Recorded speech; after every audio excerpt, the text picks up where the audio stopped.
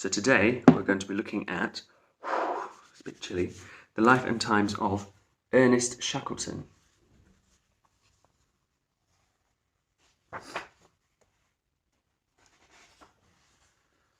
Okay. Little Ernest was an Irish boy, born on a farm surrounded by rolling green hills. His family had lived in the same country for more than 150 years, and Ernest dreamt of travelling far, further than anyone had gone before.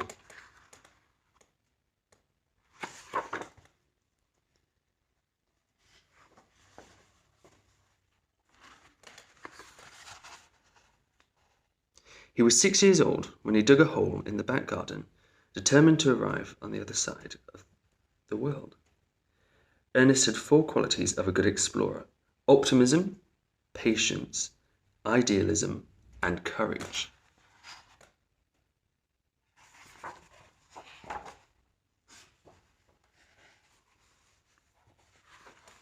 Okay.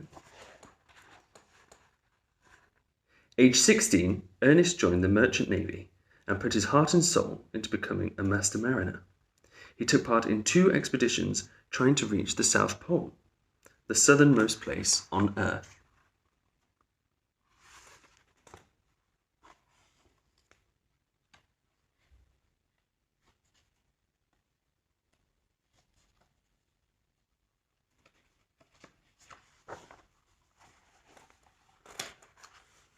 When Roald Amundsen, a Norwegian explorer, reached it first, Ernest decided to plan a new feat: to cross Antarctica from sea to sea via the pole. It would be the greatest journey ever attempted.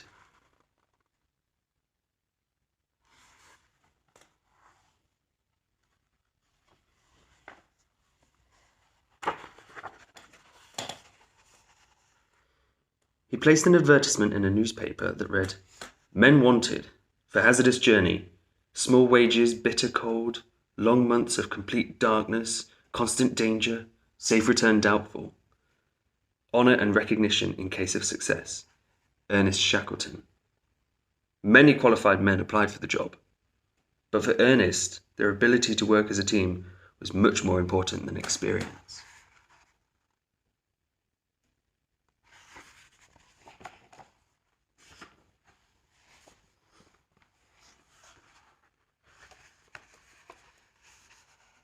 In August 1914, a team of 28 men, 69 sled dogs, several pigs, and a cat named Mrs. Chippy headed to Antarctica on a ship called the Endurance.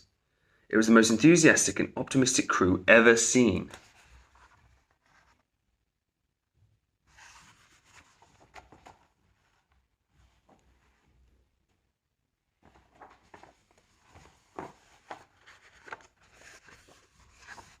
For months, Ernest and his crew crossed the ocean, greeting the whales and the penguins as they sailed near majestic icebergs. But one day, their ship became trapped in the ice, unable to move in any direction.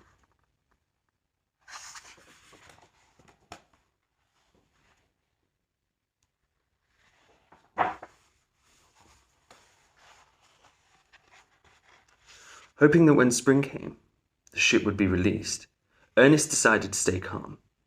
He used every trick he could think of to cheer his men up and keep them busy, organizing dog races, telling stories, and playing football on ice.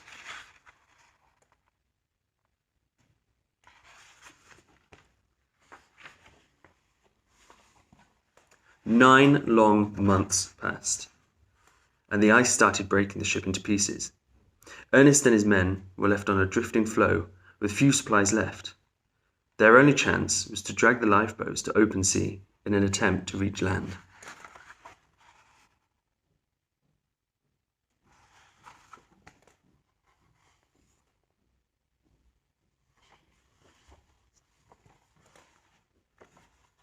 It took 7 days on deep, dark waters for the exhausted crew to reach Elephant's Island.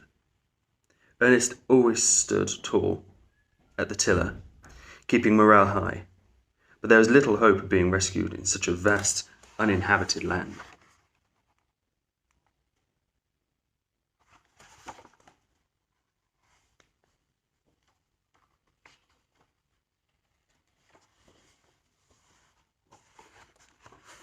In an attempt to be rescued, Ernest and 5 of his men left the crew and set off again on a dangerous journey, looking for the nearest whaling station. Sailors couldn't believe their eyes the day that Ernest walked in asking for help.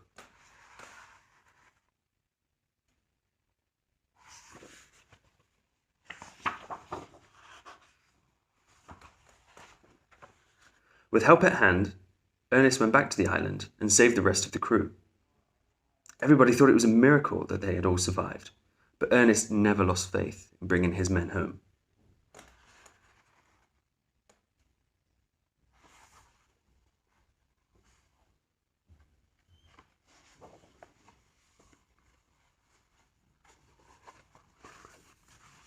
Little Ernest lived through one of the most incredible adventures of all time, and today his story inspires an endless crew of dreamers who know that optimism is the truest and most powerful form of courage.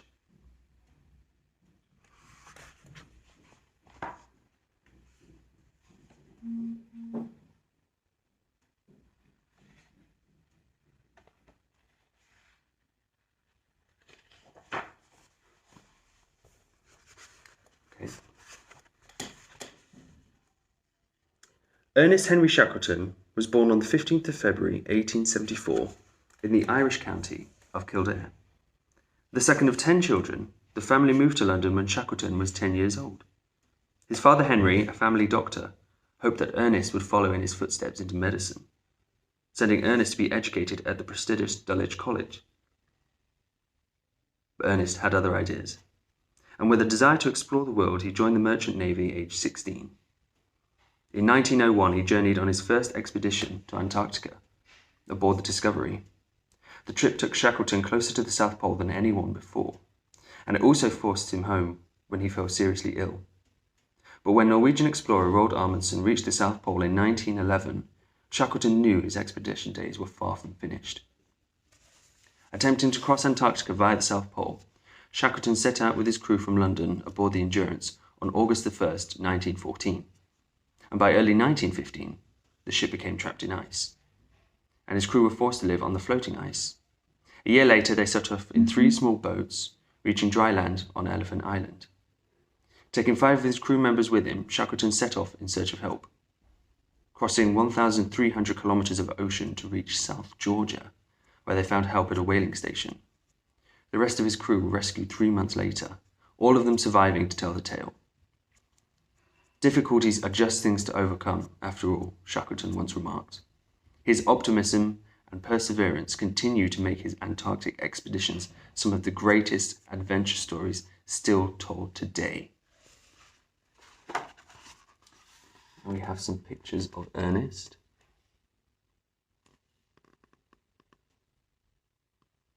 Well, I think that's just incredible, and it's really admirable. Do you agree? Do you think optimism is the truest form of courage? And what would you do if you were in a similar situation?